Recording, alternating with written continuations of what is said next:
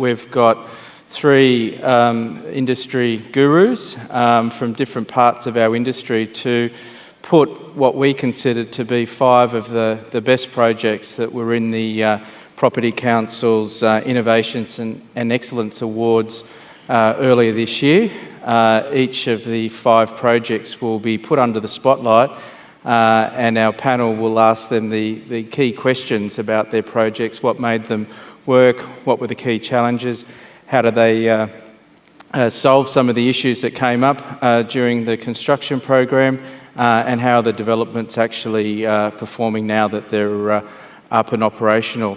As part of this forum as well, we'd love you as the audience to participate, so feel free to sing out or put your hand up and participate and help put these projects under the spotlight, and I guess transfer the interesting aspects of them to you in the audience in terms of the key aspects of the projects.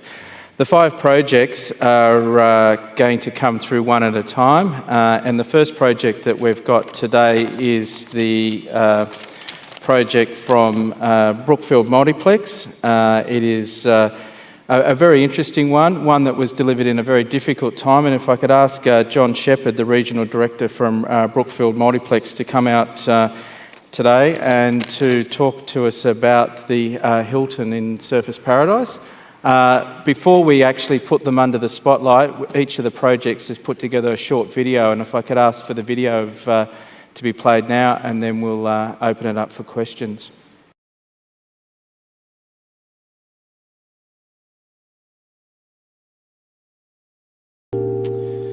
Excellent, John. Well, congratulations on a great project, and I'll now put you over to our panellists, and I'll get Jacqui to start off, given her architectural background, and maybe comment about some of the issues that they would have found. John, coming into a project the way that you did, partway through construction, clearly had many challenges, I'm sure. I was wondering if you could just elaborate a little bit on that and perhaps talk about some of the really significant challenges that you needed to overcome by taking over a project partway through. Sure, thanks, Jacqui. I mean, probably the critical thing for us was time with the ANZ. ANZ needed a quick action and re-establishment of the project. We had purchases of residences with sunset dates on contracts. So we had to be able to respond to ANZ's requirements and undertake our own due diligence on the site in respect to design, warranty, construction methodology, program and cost. So they were the biggest challenges of taking over the project at that particular point in time, and that required quite a lot of innovation to develop out of that through the delivery.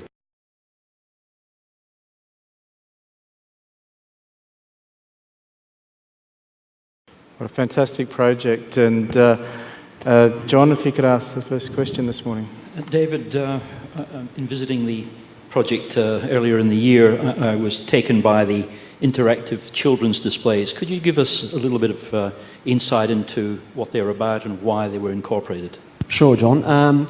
I suppose with the whole project being a children's hospital and one of the key elements as part of the process is about trying to create an environment where, from an evidence-based design point of view, that there was an environment where patients can heal and feel a little bit more at home. We deliberately set out to try and make the hospital a place where it didn't feel like an institution, like a hospital. And we had partnerships with the zoo where we have got a meerkat display, an aquarium where we work with Melbourne Aquarium to develop an aquarium there. Science Works, we did 15 exhibits around the waiting areas where there was interactive process where the kids could play through that time there. We've got a theatre, for Hoyt's Theatre, for kids, bean bags, and the kids can go in there. So it was a real part of trying to create an environment where the kids could really relax, feel a bit more comfortable, and certainly it's been a big success in relation to how we've achieved that.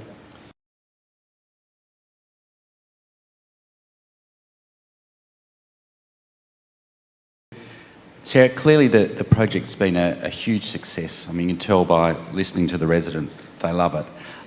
Couple of questions. Firstly, Is this a first for Australia, being the integration of a senior living village with an RSL club? And secondly, how important was the integration of the RSL club to the financial success of the project? Sure. Yes, it was one of the first projects of its kind. First seniors living right adjacent to a club. It's been a huge success. The reason clubs haven't done it in the past is because it's not club core business. Clubs are known for entertainment, gaming, food, beverage. And the DYRSL club's held a strategy now for quite some time to diversify its income streams away from gaming. That's very intentional. I was recruited for that purpose 12 years ago, and this is the 5th project we've done. So a lot of people ask why we were doing it. In our minds, a registered club is there to provide a safe and secure environment for members and guests, and this does exactly that for our seniors.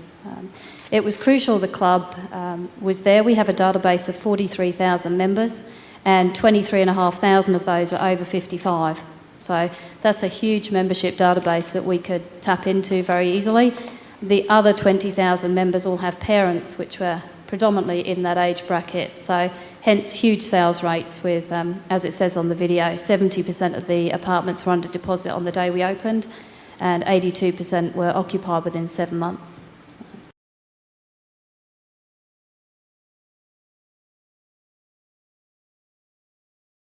Andrew? Andrew, can you just give us a little bit of background on your thinking of the retail tenant mix for the centre? I'm sure it didn't just happen by chance. No, John, the idea behind the retail offer was to create as per the video, an out-of-suburban scale retail offer based around concept stores and based on new to Australian retail. So you can see on Castlereagh Street the concept stores for Gucci, Prada and Miu Miu were on a scale not seen before in Sydney. And we also introduced the Nespresso Tag Heuer and of course the first Zara store to Australia. We also introduced the first Gap store in Sydney. It was the second in Australia. And we brought a number of other fashion retailers. Diane von Furstenberg, first store in Australia, opened on level 4. So we deliberately set out to create a retail offer not seen in Australia before, and certainly the quality of the design, the effort to integrate the retails into the built fabric was a unique effort on the part of the company. It was really a company-wide effort. Could you perhaps discuss some of the innovations in the delivery of services to your tenants? Again, we set out to create, I guess, Australian best practice and certainly world's best practice in services both to the retailers and also to the customer. So all the retailers, for example, are connected to a backbone fibre optic cable system. So all the shops have access to high-speed fibre optic connection. So it was if you like, the national broadband within the building, and excuse me, all the in terms of the customers, we created a styling suite, which was allowed customers to both access a range of concierge services, also access to a digital directory system, which was again the first time we've done that. So all the directories are connected through the fibre optic network to centre management, so they can relay messages to customers, and also you allow retailers to promote offers directly to the consumer.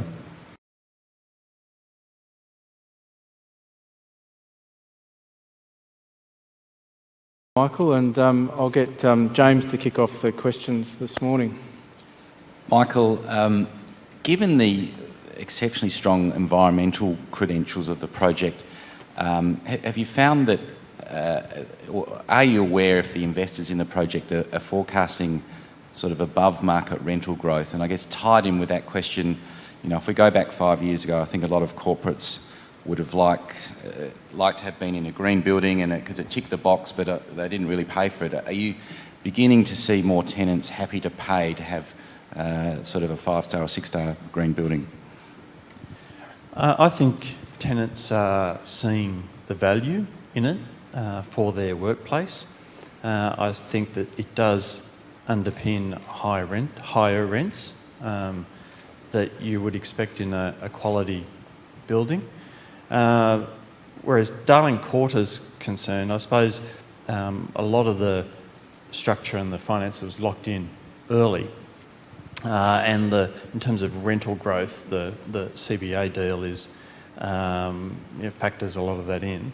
But the key point I would point out that with our investment joint venture, the trust between APPF and ARDIA, they did buy into it on the basis it was going to be a 6 Green Star building. That was a key aspect, especially for ARDIA. And in fact, that was the thing that attracted them to it, and the yields that they chose to take out of it was very heavily influenced by the fact that it was a green 6 Green Star building.